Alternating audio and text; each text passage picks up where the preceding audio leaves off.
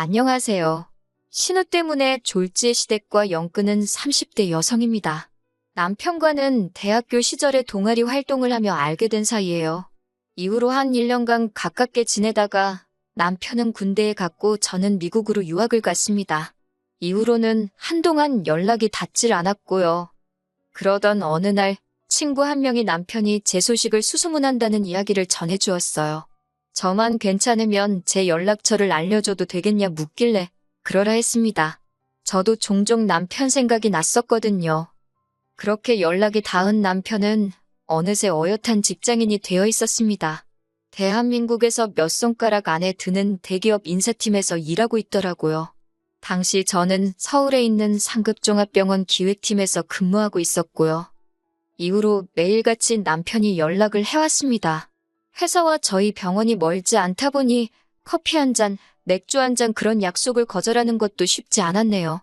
그래서 솔직히 한동안은 남편이 귀찮기도 했는데 남편은 눈치도 없는 사람 마냥 거의 반년을 한결같이 들이대더라고요. 그런 남편에게 결국 제가 마음의 문을 열면서 저희는 진지하게 사귀게 되었습니다.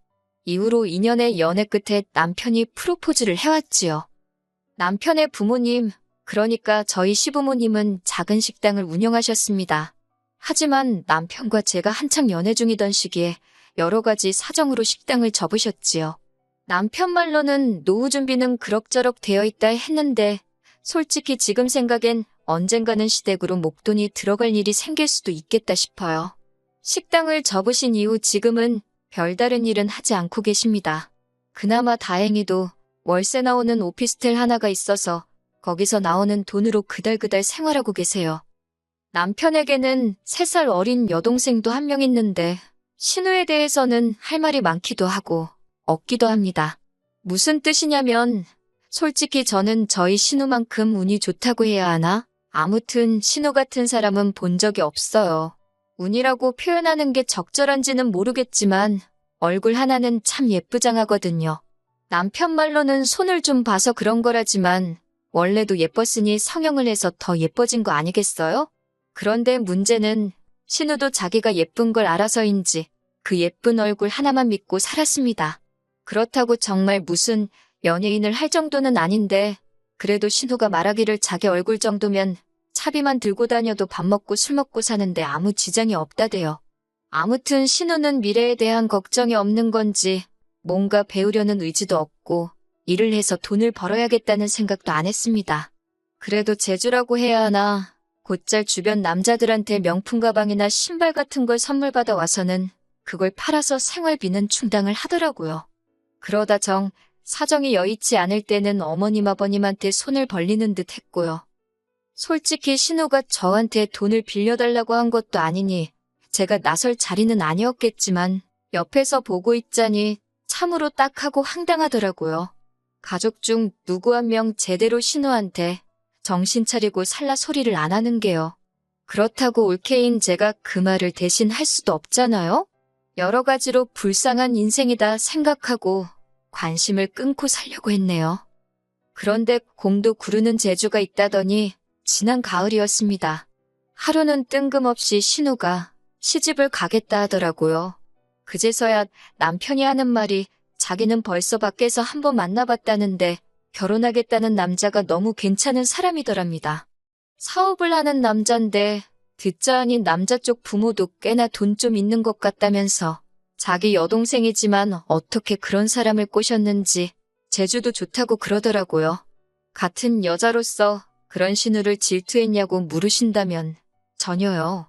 오히려 진심으로 잘됐다. 이참에 어머님 아버님도 한시름 놓으시겠다고만 생각했네요.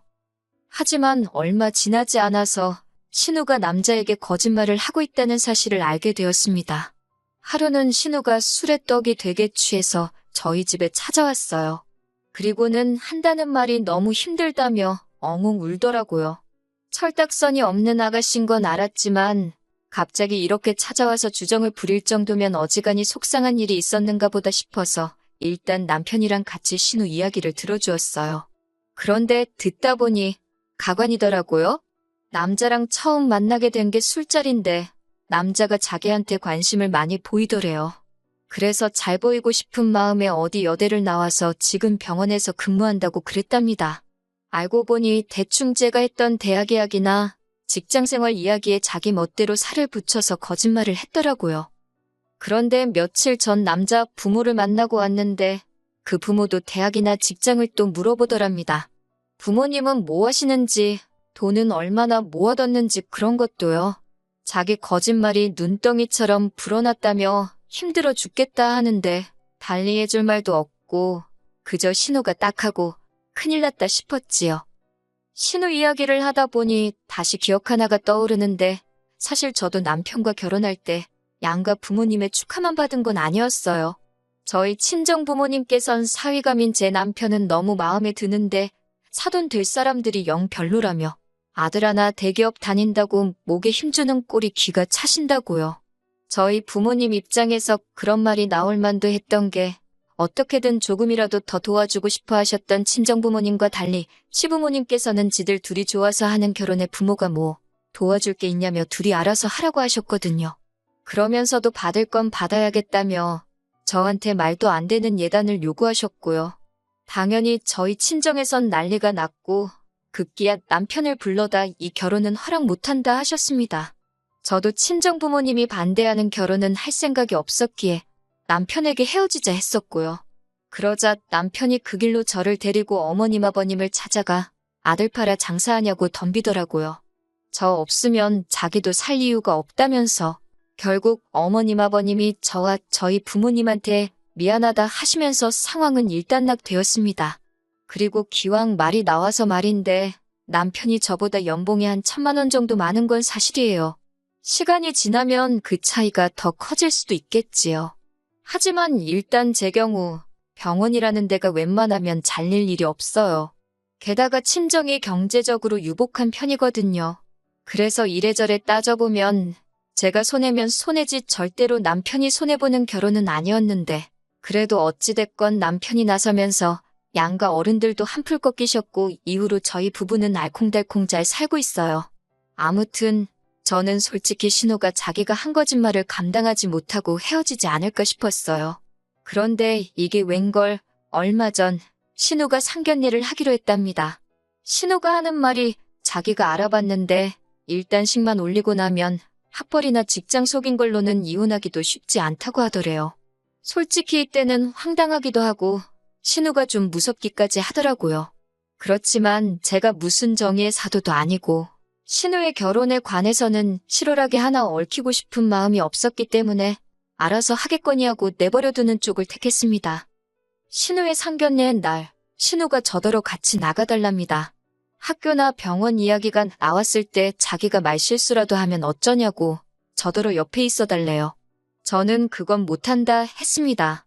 그렇게 하면 어찌 보면 공범이 되는 건데 제가 아가씨가 거짓말하고 다니는 것까지야 어떻게 막을 수가 없지만 그걸 도와줄 수는 없는 거라고요. 이것 때문에 저 시부모님한테 정말 욕을 바가지로 얻어먹었습니다. 신우가 좋은 사람 만나서 시집간다는데 심보가 고약하다는 둥, 질투하냐는 둥, 별의별 소리를 다 들었네요. 어머님이 저더런 네 친동생이었어도 그랬겠냐 하시는데 제 친동생이었으면 진작에 머리털 다 잡아 뽑아놨을 거라고 받아치고 나서야 잠잠해졌지요. 이후로 신우의 결혼이 어떻게 진행되고 있는지 아예 관심을 끊었습니다. 제가 솔직히 나설 자리도 아니고 하니 식을 올리기로 하면 청첩장이 나올 것이고 그러면 참석해서 축하나 해주면 되지.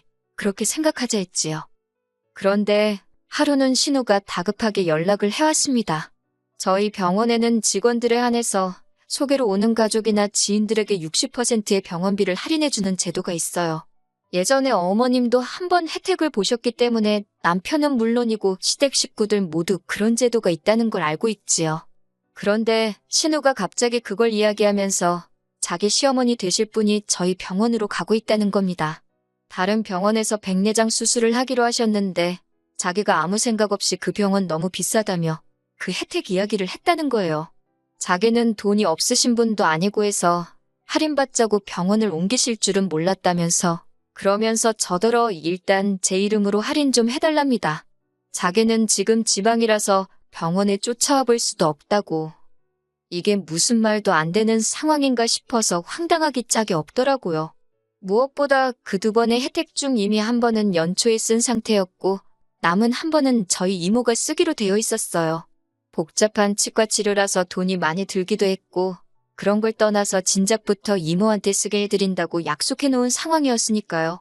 신우한테도 알아듣게끔 상황 설명을 했지만 신우는 막무가내였어요. 자기가 시어머니 될 사람한테 개망신 당하기를 바라냐면서 저도 신우의 그런 태도에 화가 많이 났고 결국 개망신을 당해도 어쩔 수 없다. 내 입장에선 이모랑 한 약속이 더 중요하지. 이렇게 막무가내로 나오는 건 들어줄 수가 없다고 칼같이 선을 그었네요. 그리고 무엇보다도 아가씨 거짓말에는 조금도 얽히기 싫으니 와서 아가씨가 직접 해결을 하던지 하라고요. 그리고 결론부터 말씀드리자면 그 남자 쪽 어머니란 분 보통이 아니시더라고요. 이미 상황 파악을 다 했다며 신우를 통해 알려오길 병원에 백내장 수술하러 온다는 것도 핑계에 불과했고 사실은 신우가 진짜 병원에서 일을 하는지 확인하러 온 거였다대요. 그뿐만 아니라 신우가 나왔다고 한 대학교에 가서 졸업생 이름에 신우가 있는지도 확인하고 왔다고요. 여기까지 듣는데 저는 솔직히 소름이 다 끼치던걸요. 시어머니 될 사람이 내 뒷조사를 하고 다녔다니 상상만으로도 끔찍하잖아요. 하지만 신우는 그쪽에다 대고 왜 내 뒷조사를 하고 다녔냐고 제대로 따져보지도 못한 모양이었습니다. 그도 그럴 것이 신우가 벌려놓은 거짓말이 너무 많았으니까요. 솔직히 저는 오히려 그쪽에서 신우 머리채 안 잡은 게 용하다 싶대요. 이 일로 저는 또다시 시부모님한테 정말 욕을 있는 대로 들었습니다. 애시당초 신우가 거짓말을 했다는 사실은 아랑곳하지 않으시고 이 모든 게 마치 제가 신우한테 질투를 해서 협조를 안 해줘서 신우가 파혼당했다는 식으로 말이지요. 그러자 남편이 또 한 번 나서서는 어머님더러 부끄러운 줄 아시라고 소리를 지르대요. 딸이냐고 하나 있는 거 단속도 안 하고 지멋대로 살게 내버려 두실 때는 언제고 이제 와서 시집 못 가는 걸 누구 탓을 하냐고 말이에요. 그러면서 남편이 이제 자기도 전부 다 포기라고 악을 썼습니다. 어머님 아버님한테도 실망이고 신우도 동생만 아니면 욕을 퍼부어 주고 싶다며 다들 정신 차릴 때까지 연락하지 말라고요.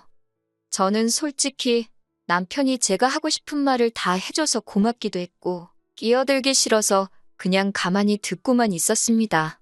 그러자 얼마 뒤 그렇게 저를 못 잡아먹어 안달이실 땐 언제고 어머님이 한번 만나자며 연락을 해오셨어요. 하신다는 소리가 저희 친정의 이야기에서 어디 격리자리라도 하나 소개해주면 안 되냐입니다. 어이가 없어서 어머님께 신우한테 돈 관리를 맡기라니 고양이한테 생선을 맡기는 꼴이지 않냐고 되물었네요. 이후로 벌써 몇 달이 지났고 왕래는 없습니다. 가끔 신우가 죽는 소리 하느라 남편한테 전화는 하는 눈치더라고요. 그런데 남편의 단호한 태도를 제 눈으로 벌써 2번이나 봐서 그런지 별 걱정은 안 되네요.